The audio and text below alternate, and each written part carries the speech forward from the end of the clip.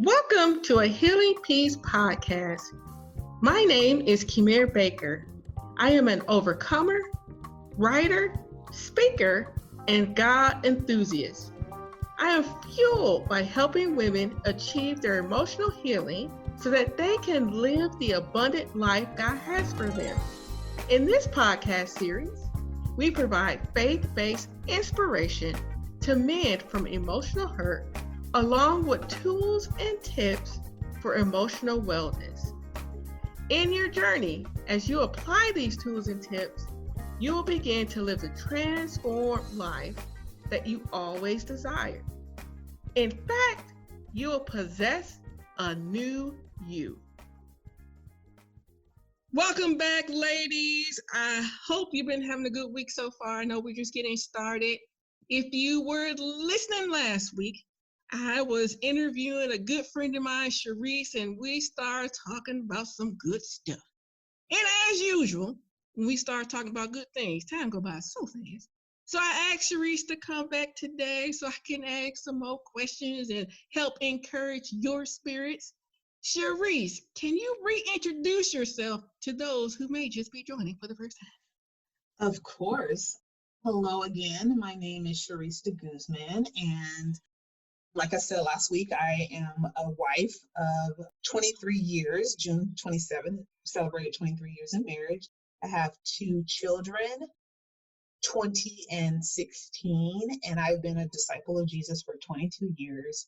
I'm currently living in Pullman, Washington, which is the home of the Washington State Cougars. Go Cougs! I have to say that because I'm an alum. And I've been an active member of the Police Church of Christ for the last 5 years. That's cool. And Washington State is pretty beautiful from what I understand, correct? It is actually very, very beautiful indeed. Yeah, because where I live, we don't have very many trees. I definitely miss that. Oh, the little things about trees. Yes. But just to kind of give you guys a recap, where we left off on last week's episode, we were talking about, again, emotions and being able to be okay with having them, but making sure that our behavior doesn't necessarily reflect those chaos. And one of the things that Sharice shared was about not being able to really grow when we're not dealing with those things as well. And that's something that I kind of want us to kind of go back to, because I know for me, I'll be honest, when I'm in my emotional crazy state, and when I'm challenged with, Kimir, you can't be acting like that. I'm like, what do you mean I can't be acting like that? That's usually what goes on. And then I think, oh my goodness, well, in order for me to stop acting like that, that requires a lot of work. And then I'm like, do I really want to put forth that effort today? And so, you go back and forth, but then you're like, well, if I don't put forth the effort, then I'm going to continue to be engulfed with these deep emotions. And so one of the things that I would like to kind of talk through a little bit is being okay with growth. Mm-hmm. And that's a tough one. Mm-hmm. And I also say that's a tough one because for those who are listening, I put out my little tools and tips. And it's very rare that someone goes back and listen to those tools and tips and begin to put some of those things into their own lives. And I know that we all grow at our own pace, and we come to different understandings at a certain time. So I definitely get that. So I'm not saying, oh, you guys ain't listening, you can't do it. Nope, I'm not saying that. But I would like to talk about the value that comes from going on that transformation path. And so, Sharice, in your journey, because I know that you stated before that you've done counseling and even helping other individuals through their life walk, as well as your personal life walk, can you, maybe provide a time where there was a part of wrestling of, okay, I don't want to grow in this area. But once you started that journey, you start seeing the value of it? Yeah, I think I mentioned earlier in the previous show that the lesson that I learned growing up is that you can't really depend on others. And so I learned at a young age that if I didn't handle it, then it just wouldn't be handled. And so when you become a Christian, you really have to relearn that. Like you really learn that having a relationship with other Christians is what Jesus did, and that we are to be in each other's lives. But to be honest, I didn't trust people to Sure. know my deepest, darkest secrets. And when I was growing up, there was so many things happening in my home that people were not aware of because, I was a good student or I was a student athlete and I was a good girl. And so they didn't dig deep. And so when I became a disciple and people started really digging deep and wanting to know who I was, like I would, give them so much or put up walls. And so the biggest thing that I had to do is to learn to let people in, Mm. let God in. And that was the hardest part, I think, because like I would have these attitudes and anger and frustrations with God, but I wasn't talking about it. And it was like, I look it back and go, Sharice, it's not like he didn't know how you felt. Right. But in my eyes, like if I didn't talk about it, then there's no voice to it. Right. And so I think what I've had to learn, the biggest obstacle is to let people in my journey and also to be honest with God about where I was, whether I'm angry or frustrated or scared, whatever the emotion, like just being transparent with God has been a huge, huge, huge, huge plus in my walk with him because he can handle it, he's Hmm. God. Yeah.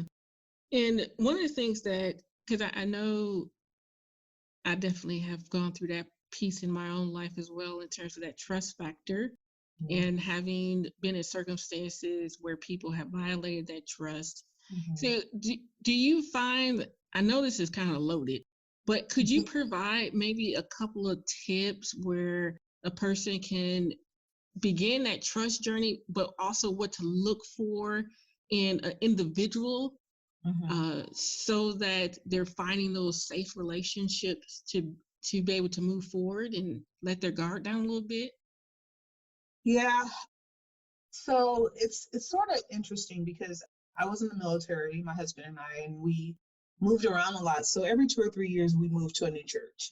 And so really we had to quickly form relationships because, we knew in the next 2 or 3 years we'd be leaving again. So what my husband and I sort of adopted was that when we get to a new place, we, scope out some couples and then we would just, tell them a little bit about our journey, our history. And what I started to notice is that people will very quickly let you know if they can be someone who's trustworthy. One of those things is that there's no judgment Hmm. when you're confiding in them. The second thing is that people will then share a part of them as well. Hmm.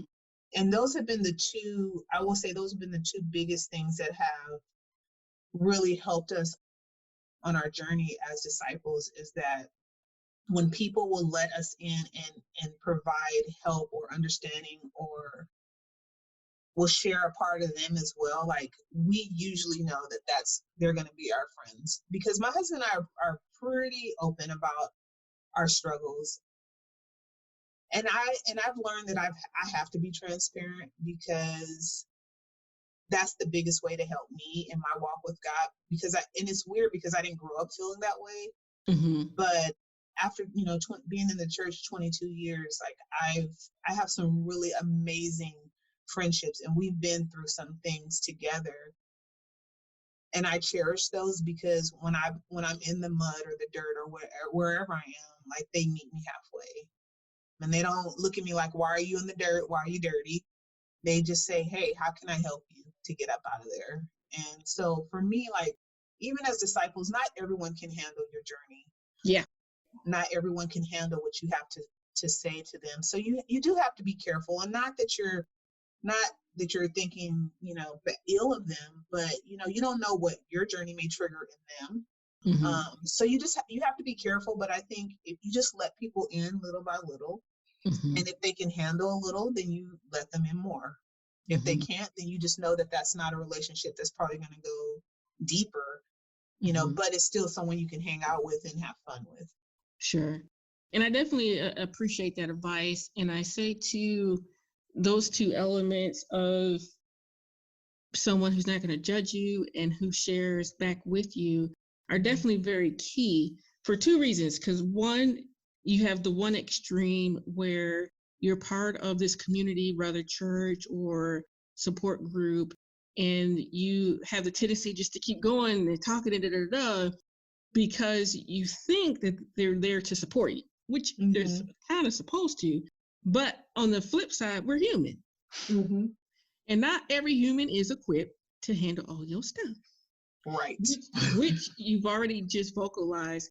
And I think what happens is when we meet those individuals who are not equipped, we go and we shut back down. Right. And Mhm. then we put that on every person that we meet next. And be like, well, so and so, and she did this, and them dang on church people, they ain't right, and they did this, da, da, da, da, da. And so you get all puffed up and crazy about it. But at the end of the day, you're still in a difficult position because you still haven't found those relationships that are there to kind of help you to walk in your journey. Right. So Mhm. I appreciate the two little criteria because I think those are very important criteria in terms of looking for those safe relationships. And I think one thing in that too, which you may have shared, but I may have missed it, is that, and maybe you didn't say it, but in that seeking and trusting God with your spirit and asking Him to lead you to the right people and having discernment Mhm. to know when is it time to walk away. Right. Mhm. And that is very, very key because we can be quite emotional at times. Yeah. I think Mm, we also feel bad about that. I mean, there are people who I love them because they're my sister and brother in Christ, but I wouldn't necessarily hang out with them, and not because they're bad people, but because for whatever reason, maybe our personalities don't match up. Now, in saying that, if push come to shove and someone needs me, I'm going to be there if you're my sister and brother. sure. But I think we need to be okay with that. Everyone in the church is not going to be our best friends. Yeah, Um, because I used to struggle with that. I used to think, if I didn't want to hang out with someone or we just couldn't seem to click, that it was sinful. But I just, Jesus chose his 12. It didn't mean he didn't love everyone else, but his 12, those were his go-to people, and I think that's okay to have go-to people. It doesn't sure. make anyone else, less suitable for friendship. And Right. maybe the people that are not go-to for you are go-to for someone else, and that's fine as well. So I think that's important to know that not everyone is going to Yeah. be your bestie. Yeah. Yeah. So quit forcing the wrong people Yeah. and yeah, and be surrendered to the right people because sometimes Right. they look a little different, but they're still that right person. Yep. Yep. And there's something too in the first interviews that you had shared, which I kind of want to bring back here a little bit and kind of talk about. Is you made this statement that, oh, this wasn't the first time that I did counseling. Mm-hmm. And I feel like that's a very key statement because it identifies that once you do it once doesn't necessarily mean that all of the things that you have going on resolved itself. Yeah. No. I think too, you're in different stages of your life. So the first time I went to counseling was right after my husband and we renewed our vows when we were married for 10 years. And it was a really emotional time period in my life. And unfortunately, my mom and I didn't have a great relationship back then. And as I got older, there was just some things that went on in our household that just really damaged our relationship. And so after we renewed our vows, we went on a honeymoon. It was great, but I was like sad and angry and frustrated. And I just could not figure out, like, this should be the happiest time of my life. And yet I can't seem to feel happy about it. Um, Mm, And so that was the first time that I went to counseling because I knew something was off. And it was the first time that I felt completely and utterly out of control emotionally. Now, I Mm, will say this: growing up when I was younger, I felt those, but when I was in the world, I self medicated. sure. So I Sure. didn't really understand or give myself enough grace to figure out what was going on. And I went to counseling for the first time in college, and it was so painful for me that I didn't continue. I Hmm. just was not ready to deal with all the emotions and hurt and that I felt. And so yeah, that was about 13 years ago when I went for the first time. And I was not a great patient. I'm just gonna say that. I came in there with all kind of attitude and telling him what I was and was not gonna do. And Right. he broke me down, or God broke me down, either or. But it was helpful because there were some things that I really needed to deal with that I was refusing to deal with, and I think that's why it started coming out, because now I'm a mother of two, and I'm like, man, if I can't deal with my stuff, as a grown woman, as a mom, as a wife, then how am I going to teach my children Hmm. how to deal with the things that come on and in their life? And so yeah, so I've been in and out of counseling several times, depending on what was going on. I mean, there have been times where there were, minor things that I could, walk through, help, pray, talk to other people and work through. And then there's been really huge, monumental, emotional things that I just needed professional help to walk through. Um, Sure. yeah. In your statement, I, people tell me quit using labels, but I'm a I'm gonna use a term, and hopefully you can expand upon that term a little bit more, because you made a statement of, I was in this place in my life. It should have been really, really happy, but it wasn't. And so, well, not necessarily it wasn't, but that your emotional state didn't allow it to be. So Mm-hmm. in that emotional state, it was like, okay, I need to go seek more help. Mm-hmm. But so I kind of want to, and maybe that may not be the correct phrase, but please correct me. Mm-hmm. Would that somewhat be considered you were triggered a certain way? Oh, Not yes. completely. Okay, okay. And so, because I know for my own life and the things that I had to go through and walk through, there were things that would happen that would trigger something. And sometimes that trigger wasn't fully, like I wasn't fully conscious of it. Mm-hmm. Mm-hmm. Yeah. And so, Yeah. I'm sorry. Go ahead. no, you may be doing it. Go right ahead. I was just going to say, yeah, so definitely there were some things that happened during the process of my vow renewal with my family that really made me realize that I wasn't over the hurt and pain. Hmm. I think because here's the thing: I moved away from home when I was 19 years old to come to college. I met my husband, joined the army, got married. So I never returned home. So when you're not in a situation where those things or those memories or those triggers are prevalent, it's easy for you to think I'm good. So that's where I was. Like I very rarely saw my mom, every once in a while. And it was always in a controlled environment where, okay, I'm visiting you, but I'm also visiting my mother-in-law, I'm visiting these people and that people. So I never really had to deal with what I felt.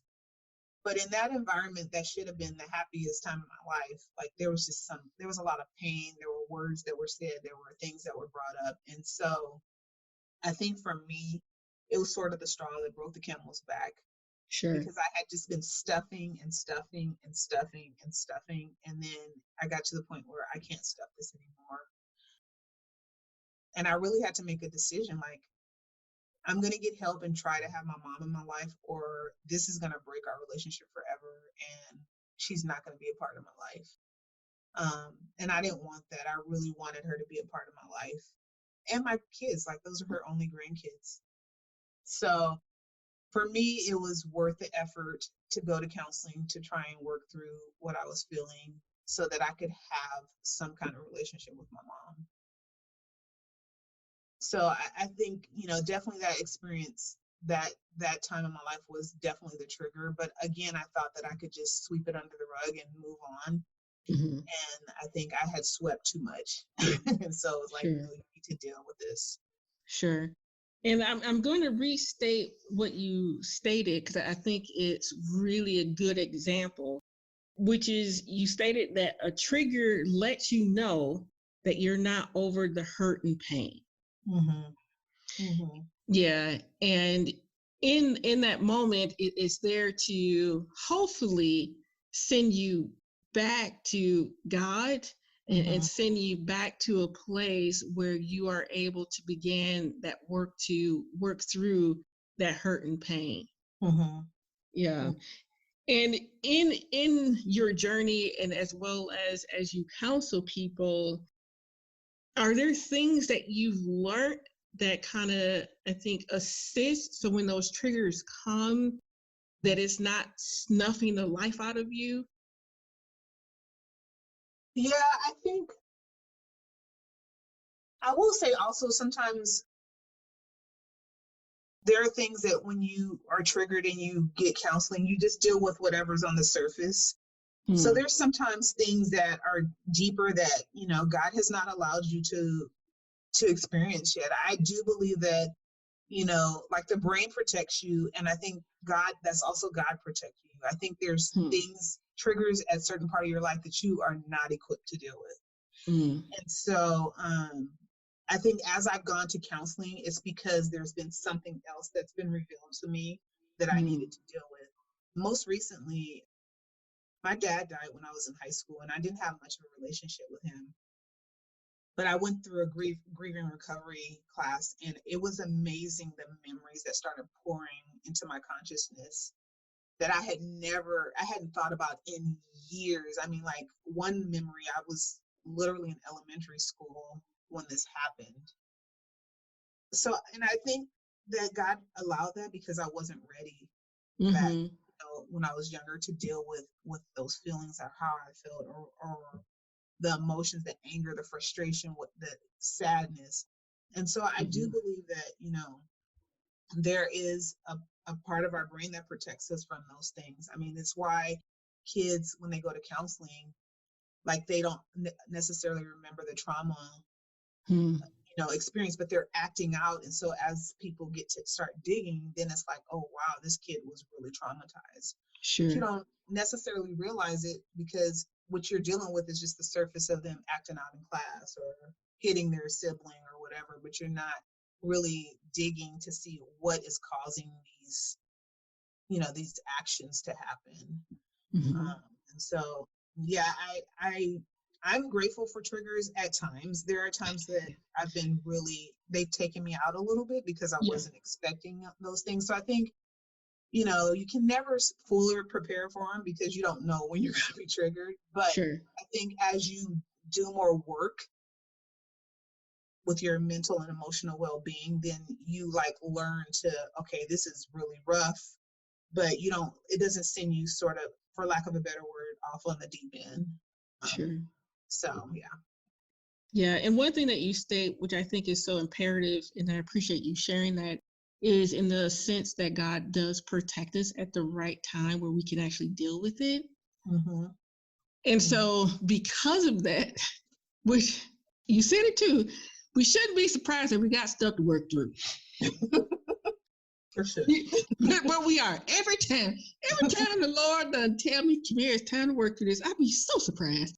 And it's like, why? You're gonna be working till you're dead. And I'm like, oh man, I was surprised, Lord, I was surprised. But I also believe in your statements as well. It really reveals the tenderness of God Mm-hmm. because he could give it to us all at once and say, work it out. But he Right. doesn't. Like he knows like what we can handle, and he waits on us. He waits on us to get to that place where we can handle something else. Right. And I was like, oh, for me, that is like the sweetness of his character. Mm-hmm. The sweetness of, you're in this vessel, but I'm still working with you so that I can be glorified in you and that you're going to keep shining Yeah. because you're working through all these things. And so I want to, I think, I mean, you've shared a lot of great stuff. And as I stated before, I always do tools and tips show to kind of make sure we didn't miss all this great information. And I think one of the things that you shared several times is terms of the humility to go get help, to Mm-hmm. work through those different elements in our lives. I think the other thing that you talked about too was having a good support group. Mm-hmm. I think you talked about as well having, being able to be open in relationships. So those are good things. Mm-hmm. Is there anything that I'm missing that kind of helps during these difficult periods of our lives, or these journeys? Yeah, I think for me, the thing that I've learned in the last 22 years is don't put God in a box. Oh, that's a good one. I feel like there have been things that I've done in my relationship with God that have helped me so much.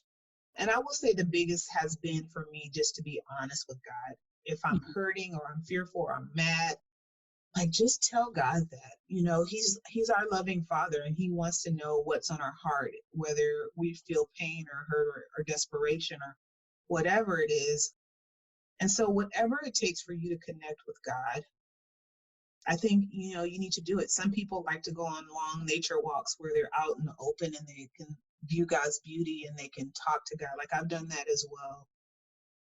I've just done different things. I think when we only look at God as this confining being, instead of the omnipotent God that He is, then we really are losing out on a rich relationship with God. And also find people who can love you in your darkest moments. The people Mhm. who, like, when you are crazy Mhm. and talking crazy and shutting people out, like that they will not give up on you, because those are the friendships that I have. Like when I have been at my worst, they've Mhm. still been there for me. And if you find those, hold on to those for dear life, Sure. because they definitely have been the best relationships that I've had, was those women and men who were like, sis, I know you don't want me around, but I'm going to stay around because I know you need me. And Right. so, yeah. Well, I think all of those things are really great. And I think the only two that I will add in that is,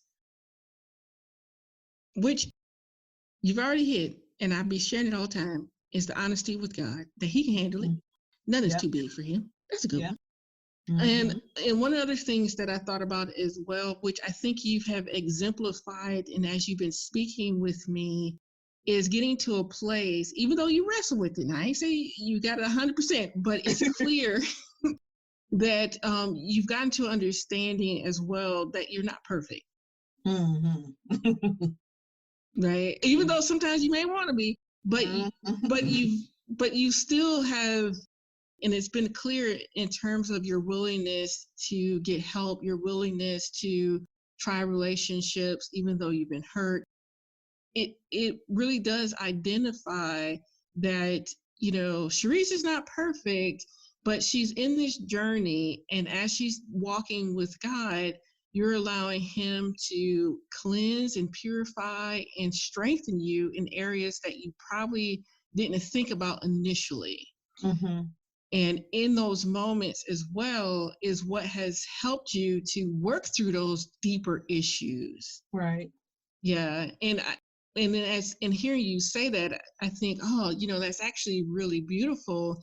And it kind of goes back to, I think, what I shared in the first interview, which is sometimes we're so consumed with the notion of I do have to do this work, that we stop that journey, and we're missing out on that level of growth, and we're missing out seeing God in a new way.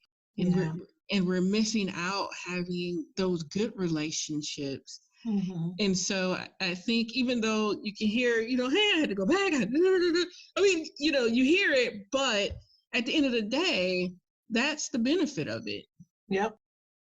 And you've definitely articulated that very well. And so within that, I'm not going to make you talk anymore. um, but I definitely appreciate everything that you've shared and your openness with us and helping us to see that we're human. And Yes. and helping us to see that despite our humanity, God is with us. And I might just have to say that a couple times, which is He protects us. Like He knows we're not ready sometimes, and so Right. He waits. I think that is so profound, and it's so true. So okay, I'll keep rambling. Sorry, you guys. Sometimes I get a little caught up in the moment. But thank you for listening with us today. Of course, come back for next week with our tools and tips and enjoy the remainder of your week. Have a good one.